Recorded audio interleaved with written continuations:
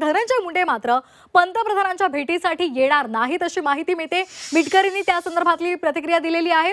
धनंजय मुंडे हे आज मोदींच्या कार्यक्रमाला जाणार नाहीत, ते परळीमध्ये जाणार आहेत, परळीच्या दौऱ्यावर आहेत, कारण परळी बंदची हाक देण्यात आलेली आहे आणि त्यामुळे आज धनंजय मुंडे हे परळीत असतील।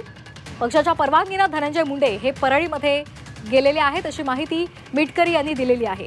आताची महत्त्वाची बातमी, धनंजय मुंडे पंतप्रधानांच्या भेटीसाठी येणार नाहीयेत। परळी बंदची हाक दिल्यामुळे तिथे कुठलाही अनुचित प्रकार घडू नये यासाठी पोलीस प्रशासन सज्ज आहे आणि त्यामुळे धनंजय मुंडे सुद्धा परळीच्या दौऱ्यावर आहेत। काल ते स्वतः देवगिरीला आले होते।